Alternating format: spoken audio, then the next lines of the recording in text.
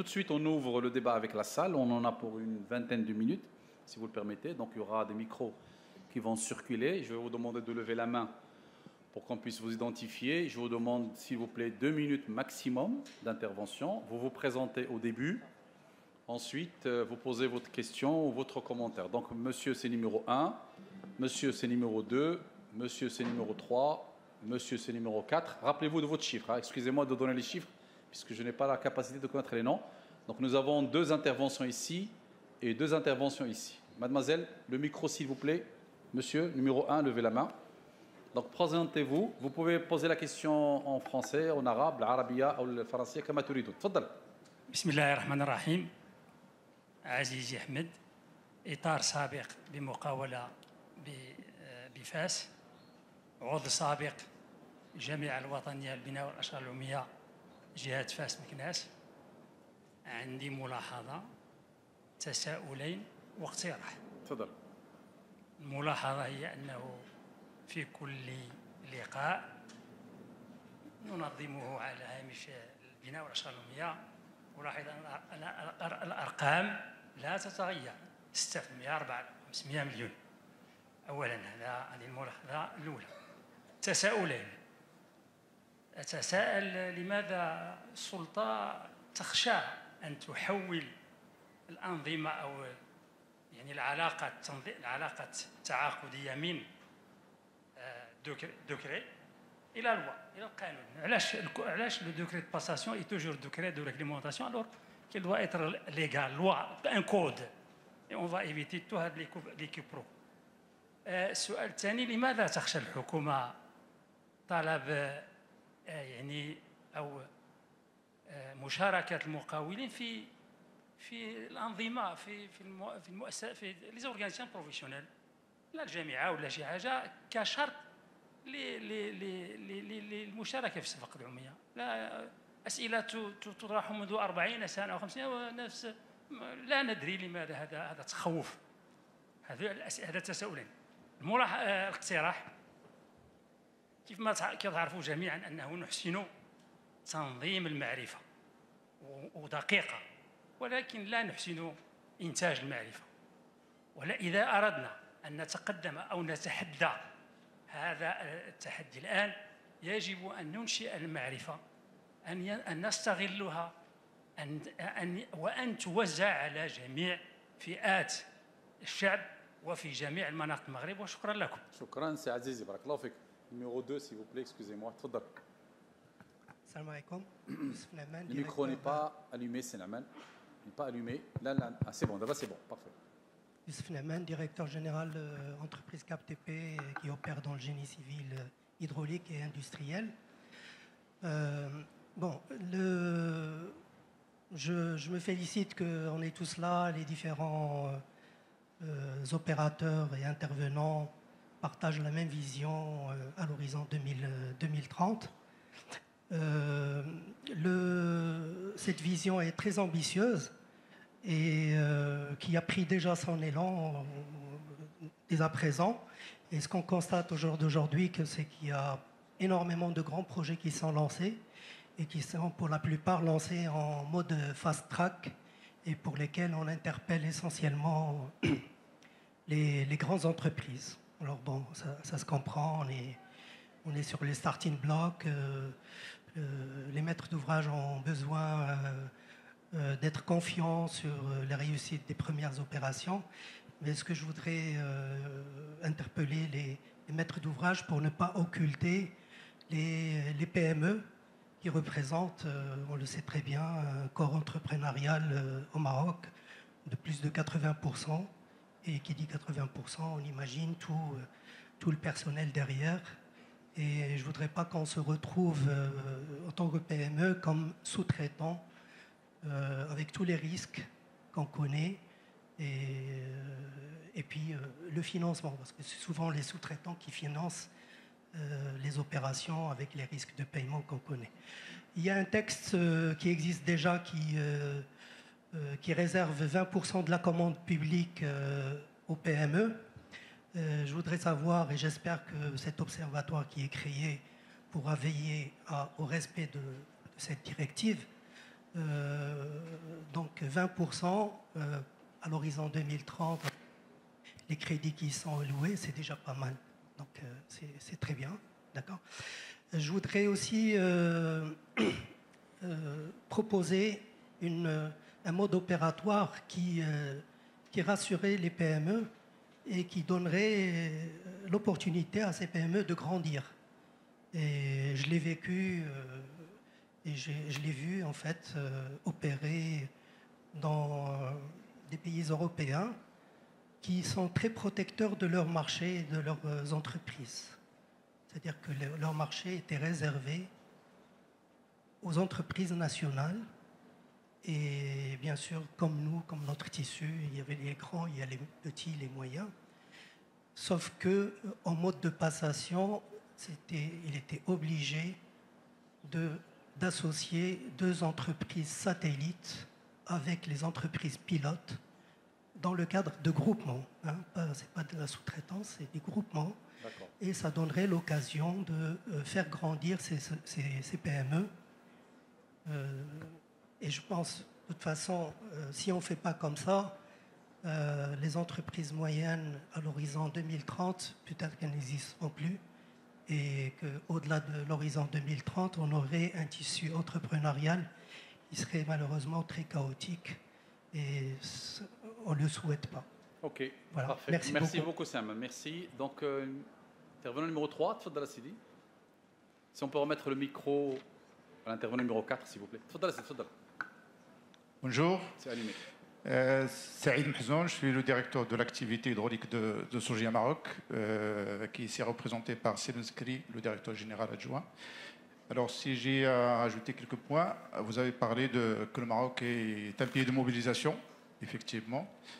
Mais le secteur du BTP, il a besoin plutôt d'une planification sur le long terme. C'est ça ce qui fait le développement d'un pays, c'est une stratégie, une planification sur le long terme. Je comprends pour le Covid, c'est venu comme ça, donc il fallait se mobiliser. Le séisme, pareil. Mais par contre, le stress hydrique, ce qu'on a vécu, par exemple les transferts nord-sud, ça fait 30 ans qu'on parle de ce projet. Et il fallait attendre qu'on est arrivé à une situation très critique pour le lancer en urgence. Et il fallait une mobilisation de tout le monde.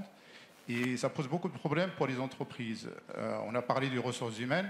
Les ressources humaines, effectivement, on ne peut pas les préparer en 3 mois ou 6 mois. C'est une formation, c'est une préparation sur plusieurs années.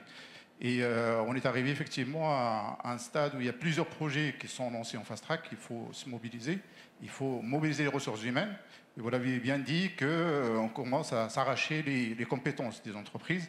Et ça, ce n'est pas bénéfique pour vraiment une structuration du secteur et un développement au long terme. On a parlé aussi de c'est très idyllique. Donc, il y a une mobilisation des entreprises, fort heureusement qu'il y a des champions nationaux qui ont su relever les défis. Donc, on a vu des transferts qui sont faits en 6 mois, des stations dessalement qui ont fonctionné en 4 mois. Donc, c'est bien, mais on a besoin effectivement pour le développement du pays une certaine planification, une stratégie à long terme pour pouvoir vraiment développer le pays sur de bonnes bases. On a le chantier aussi de la révision des prix. Il fallait attendre la flambée des prix pour lancer le chantier, alors que les index, etc., ils étaient depuis 1987, ça n'a pas été changé. Nous sommes avec M. Mazizi qui est sur un chantier pour la révision de cette révision des prix. Donc c'est ça un peu, on souhaite que l'État fasse une planification stratégique à long terme pour permettre aux entreprises de s'organiser et de s'améliorer. Okay. Merci. Merci beaucoup, Sam Mhzoun. Monsieur, dernière intervention, tfadal. Allumé. Sinon, prenez celui d'Yad Sam Mhzoun. Il est déjà opérationnel. Il était éteint entre-temps. Oui. Ça marche. Bonjour tout le monde. Donc, Ben Hamij Mohamed, directeur de la Caisse pour le financement routier. Ministère de l'équipement et de l'eau. Donc c'est vous qui avez de l'argent. Hein? Vous êtes le... Oui, kain al-khair. Alhamdulillah, alhamdulillah. Donc je voudrais réagir par rapport à certaines interventions. Donc tout d'abord, je tiens à féliciter les organisateurs de cet événement et les excellentes interventions de nos intervenants ce matin. Donc Inch'Allah, ensemble vers l'horizon 2030, on va atteindre les objectifs escomptés. Bien sûr, la plupart des entreprises ont exprimé des requêtes et des réclamations par rapport à certains soucis. C'est tout à fait logique. Moi, je dirais que ça fait longtemps que l'administration a joué le rôle du lead pour tirer les entreprises vers le haut. Aujourd'hui, on a fait des avancées avec l'évolution technologique, avec l'évolution des choses. Et il est temps que les entreprises aussi aident l'administration, dans le cadre d'une collaboration continue, aident l'administration à s'améliorer. Parce que c'est une responsabilité mutuelle de l'administration et des entreprises. On a toujours souffert, les entreprises ont toujours souffert, et tout le monde a souffert de la casse des prix. Et finalement, c'était à l'administration de trouver la solution de la casse des prix en mettant en œuvre un décret qui, j'espère bien qu'il va mettre fin à ce fléau. On a parlé d'un problème d'attachement, etc. Moi, je pense que la réglementation en vigueur règle efficacement le problème de retard dans la prise des attachements, sauf qu'on n'applique pas les textes. Parce que si vous vous souvenez, l'article 71 du CCAGT, travaux par exemple, il a donné la main à l'entreprise de proposer l'attachement. Il ne l'a pas mis dans la main du maître d'ouvrage. D'accord? Et au contraire, il a donc obligé le maître d'ouvrage en quelque sorte à valider ou rectifier l'attachement dans un délai de un mois maximum. Donc, parfois, il suffit juste que l'entreprise connaisse ses droits. Et pour ce faire, bien sûr, il est important de s'investir donc le côté technique dans les engins, dans le matériel, mais aussi il est très important de s'investir dans le capital humain aux différents niveaux. Donc il faut que l'entreprise ait des économistes, des juristes. C'est comme ça qu'il pourra faire valoir ses droits de manière correcte. Et il faut impliquer aussi les autres acteurs du secteur, notamment les banques, parce que tout à l'heure, vous avez dit, madame, la finance, c'est le cœur de l'entreprise. Et bien, la finance aussi, ça suppose qu'il y a une forte application, une implication correcte du secteur banquier. Voilà. Donc, moi, je pense que l'État, il est là. Il répond à chaque fois une sollicitation de la part du secteur privé ou des entreprises de manière générale. Il est là, il répond dans la limite du possible, mais c'est aussi, il revient aux entreprises, à travers notamment la FNBTP, de s'impliquer davantage et d'être une force de proposition, et non pas seulement une force de réclamation. Et de réclamation, et okay. Merci. Merci, Sahel. Une dernière question, puisqu'il m'a été demandé en off, donc cinquième, tfaddal. Alors, bonjour tout le monde, Atman Sarradi, je suis responsable commercial et marketing de la société intégrale Progress Technologies. Nous avons conçu un ERP 100% marocain qui est dédié aux entreprises du secteur du BTP et de la Préva. Donc, c'est un ERP ou un système d'information qui a su faire ses preuves ces dernières années. Que pourrais-je dire de plus? Donc, on travaille déjà avec des organismes publics, pour ne pas rentrer dans le détail, comme avec des groupes, des grands groupes. Vous avez un stand ici? Malheureusement, on n'a pas pu. D'accord. Pour des raisons. Virtuel. Exactement. Okay. Donc, comme on attaque aussi le secteur privé, on travaille déjà avec des grands groupes, donc dans le secteur privé et public. Donc, pour faire un peu en bref, donc ma question est la suivante. C'est plus pour M. Mazizi et M. Kappal, si vous me le permettez. Donc, comment le ministère et la Fédération, justement, nationale des travaux publics, quelle stratégie va être adoptée justement pour accompagner les entreprises du secteur à se digitaliser? Vous avez parlé de digitalisation justement, et son importance pour l'évolution du secteur et l'accompagnement des entreprises qui évoluent justement dans le secteur du BTP et de l'équipement.